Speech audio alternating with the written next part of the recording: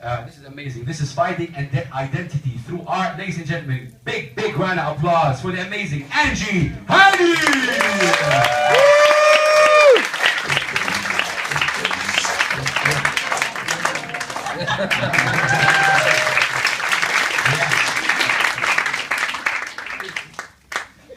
Picture this. Grade 8, 12-year-old me in school. Turned up that morning to school and I went to my English teacher and I said to him, "Sir, let's just call him Mr. X for this TEDx presentation." I said to him, "Sir, I didn't do my homework last night because I didn't understand it. Is it okay if you help me a little bit with my homework before I get to class?" He said to me, "Look, Angie, go to class and I'll help you when I get there." I turned up to class, I unpacked my bags and I sat in my normal seat. I sat down and prepared myself for that English lesson. "Open your books," he says, "to chapter 18. Take out your questions from questions 1 to 5 and let's see who answered them today in class."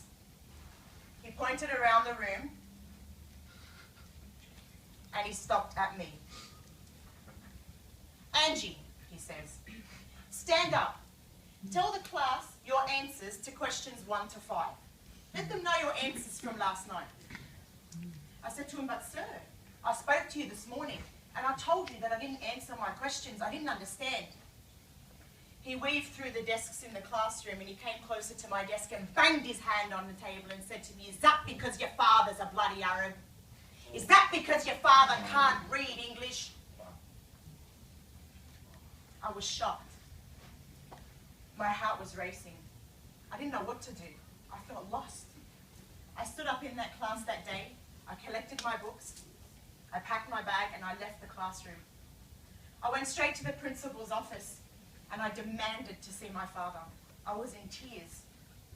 Dad turned up soon after that and he said to me, "Angie, tell me your story. What happened?" In front of the principal. "Let me know what happened." And I told him my story and he said, "Okay, sit outside and wait for me." So I sat outside and I waited for Dad and I could hear his voice blastering through the plaster walls. "I'll break his neck. I'll report him to the Ministry of Education. I'll take him to a current affair." It was the most difficult time of my childhood. It was challenging, it ripped my heart to pieces, and I had a huge sense of disconnection. Mr. X was asked to leave the school. He never returned. I soon became the school hero. Experience after experience. The journey was difficult, and for some of you, you might never have attempted this, or even in fear of attempting this because of rejection or being ridiculed. I'll tell you what, from experience, it hurts. It's ambiguous, it's lonely, it's hard, but it's rewarding. I went from the exterior visualization and identification of who I was to the self-actualization through my process of art. If I was to have this conversation with my late grandfather, or if he was sitting in the audience today, he would have lifted his bushy grey eyebrows in total disapproval of what I was saying. His nationalistic connections with his hometown in Lebanon and his home village in Lebanon were embedded into his every heartbeat and his every breath. And for some of you in the audience, perhaps you're thinking the same thing, but hear me out. Culture is what you collect and carry with you from a range of experiences and the journey in life. Cultivated identity is the living and breathing experience.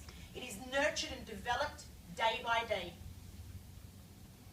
Transitional cultural identity is identity created with highly transitional world in which we live.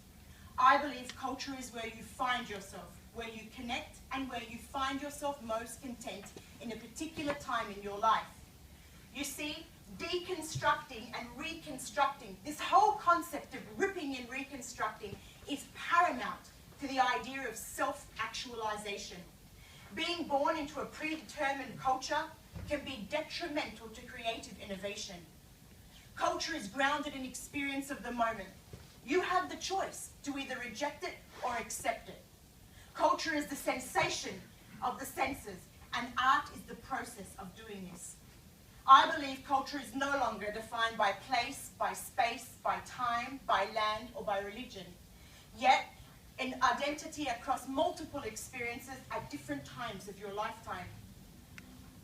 rip and reconstruct almost everything in my life. I rip and reconstruct my identity, my art, the way I cook, the way I design my house. The only thing I haven't ripped and reconstructed is my husband, who sits here in the audience, who's quite perfect for me.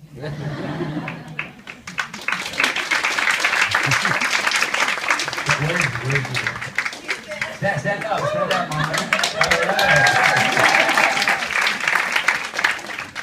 I make and create me, a unique me, every day. I am asking you to strip yourself of who you believe you are and authentically create yourself from the inside out. Not for what other people want you to be, but for who you need to be and who you want to be. I'm asking you to rethink what you think. I'm asking you to reformat the embedded subconscious habits of life that make you a product of a conformed culture. Why be a product of this culture or this world when you can be unique? Who are you without the rules, the obligations, and the categories? I challenge you to consider all of these ideas. How do you identify when stripped of your nationality, your religion, your name, and your job? How do you identify? Traditional cultures are now fragments infiltrated by exterior extreme factors. We are humans in transition. Nowadays, a simplistic, superficial perception of self-awareness is an image on Instagram or a tantalizing taste of a few seconds through Snapchat. Look at me, look at my life, it's perfect. No more is the moment precious where experience is a sensual pleasure.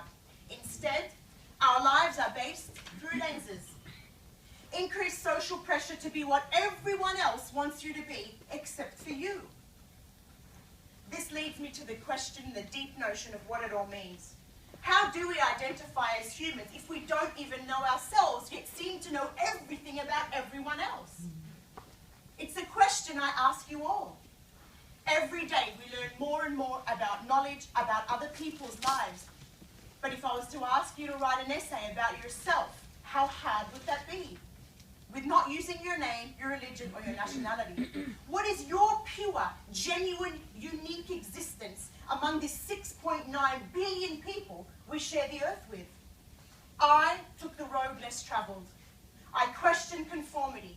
I made internal choices that influenced my exterior perception of life, not the other way around. I am me, a unique soul, traveling through this place we call Earth, in preparation perhaps for another journey in another lifetime.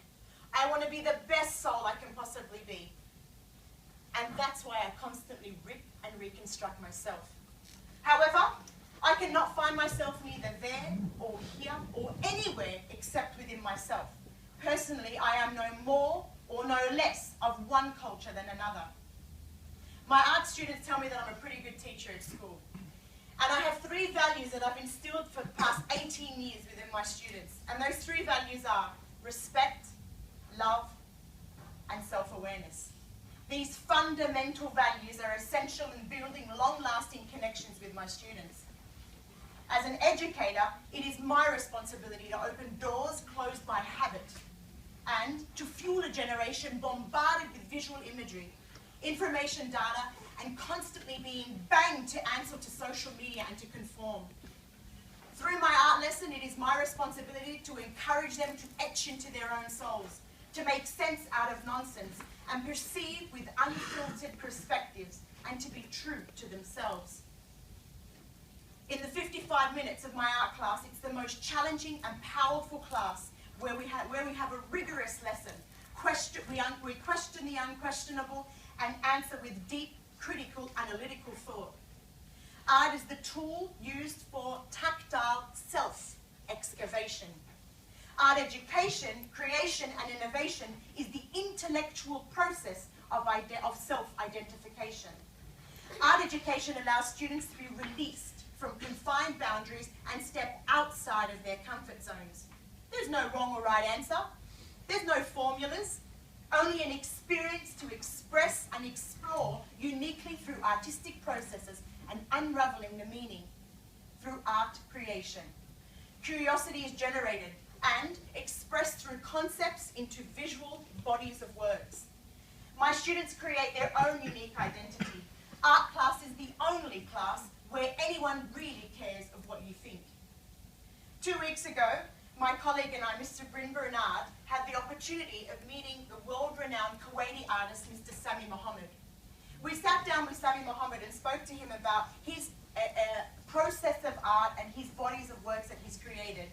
And I said to him at the end of our conversation, I said, Sami Mohammed, what advice would you like me to take back to my students? He said to me, Angie, tell them to be true to themselves. Wow. My students in my art class are true to themselves. They are not cookies on a conveyor belt. They are non-conformists. They are molded into the unexpected. They dive into unknown waters and take risks to discover themselves. It is the only class where students' ideas and concepts can be projected into visual expressions of their bursting minds.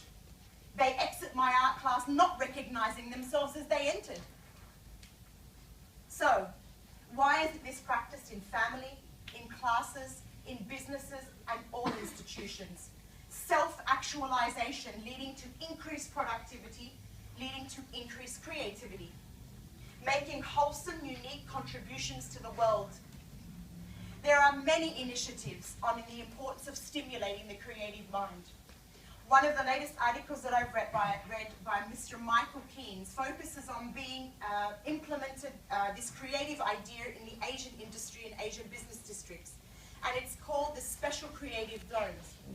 And what that means is that they have these sections in businesses and firms and educational institutions where there's this fusion of an urban landscape, creativity, consumption, the idea and the sense of culture, and the best part about it is the coffee. It sounds like utopia. I know that Apple is often used as an example over and over again. However, their success is due to the emotional connections that they create. They grab your senses, they open your heart, you become addicted to the idea, you then purchase their idea and their products, and they work from the inside out.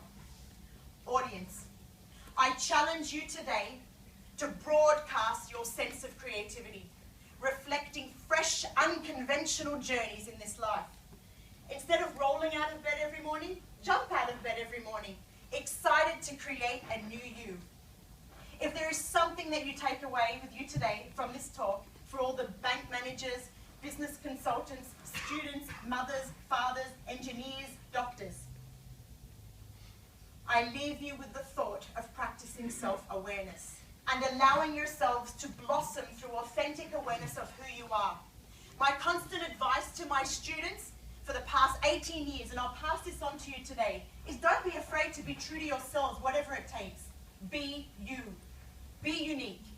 I am true to myself through my artistic process, that quiet time of internal conversation with me and my art, working from the inside out and breaking down the fear of external perception.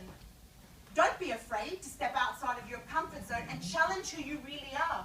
Being fearless means being true to yourself. We are all born humans. However, we have the choice to make ourselves individual, unique individuals. I leave you today with a small task. I'd like you to take out your phones. Now. She has the mic, so. And I'd like you can hashtag this if you want, TEDxDasman, or I am TEDxDasman, but I'd like you just to go today to your notes. And I'd like you to open your notes for me, and I'd like you to start a sentence for me that starts, I am. And finish that sentence without using your name, your religion, your job, or your nationality. Thank you.